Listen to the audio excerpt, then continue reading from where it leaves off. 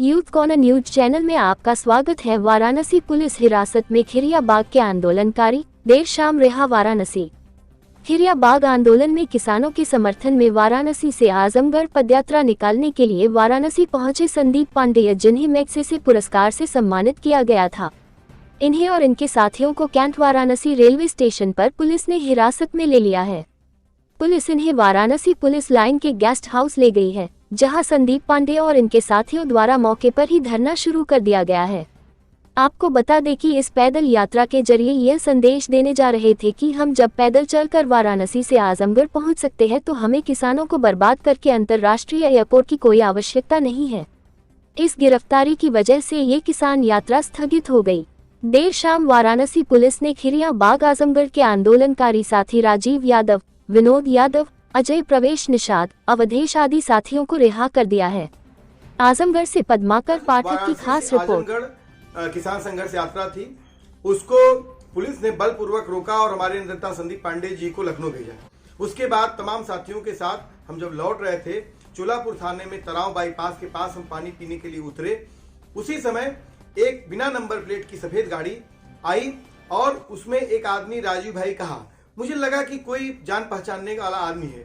इतने देर में जैसे ही मैं आगे बढ़ा, वैसे 4-5 लोग आगे बढ़ने लगे और मुझे लगा कि वो मुझे हमला करना चाहते हैं। और मैं जैसे ही पे हुआ तो उन्होंने मुझसे साथ मारपीट करते हुए मेरे चेहरे पे मारा और मुझे मारते पीटते जो है जबरन जो है अपनी गाड़ी में मुझे बैठा लिया।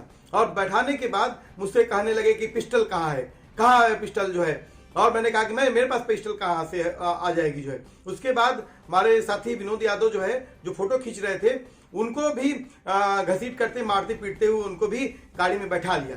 उसके बाद लगातार 1 घंटे तक वो हमको जो है लगातार गाड़ी आगे बनारस को ले गए, फिर वापस किए और वापस करने के बाद लगातार टॉर्चर किए। आंदोलन के बारे में पूछे कि कैसे आंदोलन चल रहा है, क्या चल रहा है, क्या जरूरत है आंदोलन की, सरकार के पैनल क्यों आप लोग सरकार चलाने की कोशिश कर रहे हैं। और तमाम इस तरह से उन्होंने टॉर्चर किया, एक अपराधी की तरह, एक आतंकवादी की तरह। हम किसान नेता हैं, हमसे पिस्टल पूछा जा रहा है, हमसे दाल चावल के बारे में पूछते तो शायद हम बता देते जो है। उसके बाद हमको देवगांव थाने पे लाया गया।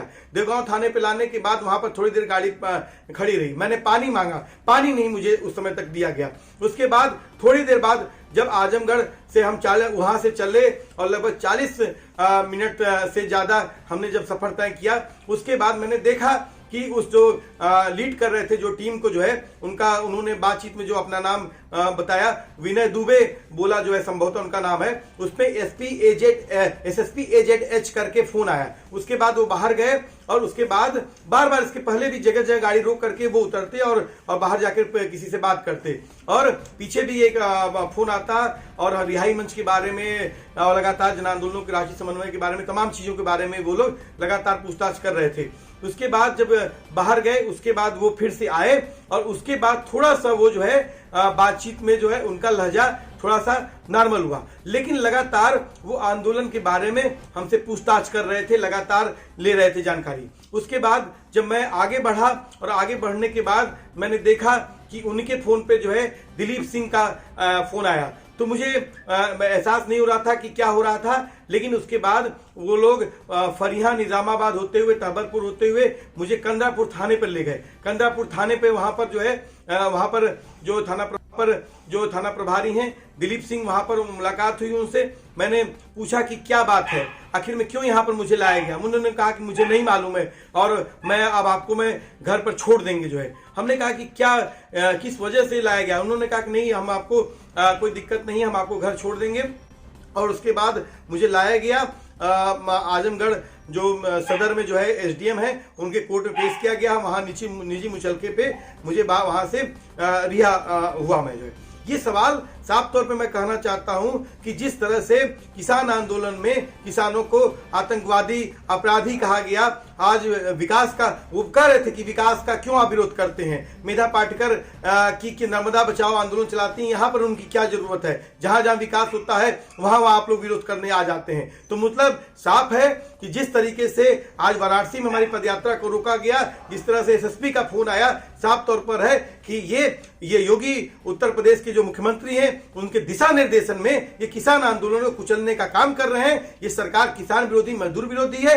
ये किसानों को आतंकवादी, अपराधी की तरह ट्रीट कर रही है। एक किसान नेता से वो जो है पूछ रहे हैं कि पिस्टल कहाँ रखे हो। ये और मैं बताऊं कि साफ तौर पर है कि मेरा 1.5 घंटे का से ज्यादा उन्होंने लगभग मुझे इतना टार्चर किया। मैंने बोला कि मुझे माइनर अटैक हो चुका है एक बार, मेरा हाई ब्लड प्रेशर का पेशेंट हूं, लेकिन उन्होंने इसके बारे में कोई भी उन्होंने ध्यान नहीं दिया। लेकिन बाद में मैं थोड़ा सा नॉर्मलाइज हुए। इसलिए मैं कहना चाहता हूं कि ये सरकार इस आंदोलन को कुचलने के लिए तमाम हथकंडे अपना रही है और हमारा साफ कहना है कि हम इस आंदोलन में कहीं पर भी पीछे नहीं हटेंगे। मैंने कहा भी उनसे, मैंने कहा कि ये लड़ाई वहां के किसानों मजदूरों की लड़ाई है और आप मुझे जान से भी मार देंगे तो उससे नहीं हल हो जाएगा। लोग जमीन नहीं देना चाहते हैं तो नहीं देंगे, उनका सवाल है। इसमें हम उनकी लड़ाई में उनके साथ हैं जो है।